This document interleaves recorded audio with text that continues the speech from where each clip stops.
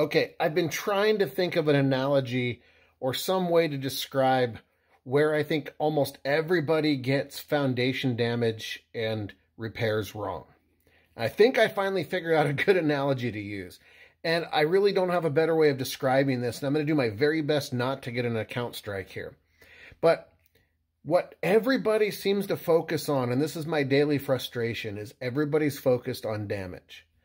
Home inspectors every day go into houses and call out cracks, spalling, damage, settling, all this stuff, but they very rarely get into root cause. It's really frustrating for me because most of the damage that I see is being repaired and nobody's addressing the root cause of it. I get it. When you see water in your basement, you want to stop the water from coming in your basement, so you do all these crazy things like trying to seal up the inside of your foundation, which is always a bad idea. I see interior drainage systems with sump pumps. Always the wrong way to go. What is the best analogy? Now think about this for a second. I want you guys really to grasp this concept.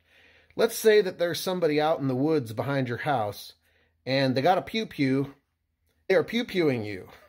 I couldn't find the right way to say that with the right words.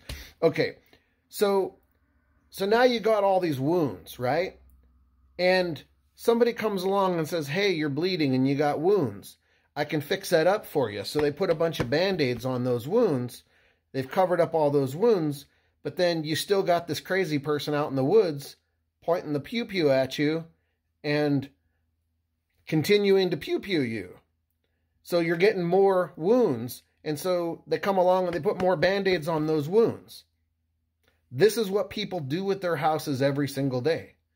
All of these things going wrong with foundations, cracks, settlement, displacement, water intrusion, mold, all of this stuff has one root cause: water. Water. If you can't get water away from your house on the outside of your house, you're doing it wrong. Okay? So what you have to do is start with root cause analysis. What is causing all that foundation damage? You could patch your foundation 100 times, and if you don't stop the damage from occurring, which is addressing the root cause, you know, that insane thing outside taking pew-pewing you. So there's certain words we are not allowed to say in videos or we will get account problems. So I'm going to say shirt. There we go. We'll use shirt. So if there's a crazy person outside shirting you, the solution is to get rid of that person. The solution is to stop getting shirted. And then you don't have to worry about the wounds, right? So this is what's happening in houses every single day. Everybody's fixing the foundation, but nobody's fixing the cause of it, which is getting water away from that foundation. Now, everybody asks me, how do you do that? I got water coming in through the foundation. Okay, the foundation isn't the problem. The water is. If the grade on the outside of your house doesn't slope away from your foundation and water isn't running away from your foundation, there's your problem. Now, you can use a swale. You can positively grade it. If you're going to use something like a French drain, a curtain drain, or any sort of subsurface drain system, you should always use those as a last-ditch effort, as a final solution, or as a secondary plan B. You will find contractors that will come in and do huge French drain systems, and they're still going to positively grade around the home so that water flows away from the house. Less water in your French drain is a good thing. So you shouldn't be relying on a French or curtain drain as your primary source, okay? If you don't have rain gutters with downspouts that get water 6 to 10 feet away from your foundation, there's your root cause. That's the crazy person in the woods shirting you, okay? So what we got to stop doing is putting Band-Aids on wounds. What we got to start doing is getting rid of the cause of those wounds. And I can't think of a better analogy. And so I'm going to say a few things, okay? Because I get comments every single day arguing about this stuff. If you have a water problem coming from the outside of your house, the best solution is on the outside of your house.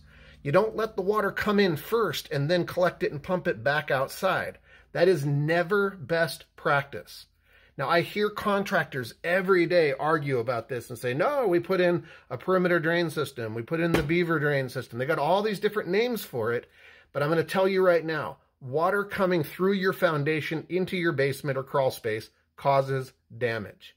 Water existing in your basement or crawl space causes mold. It causes wood rot.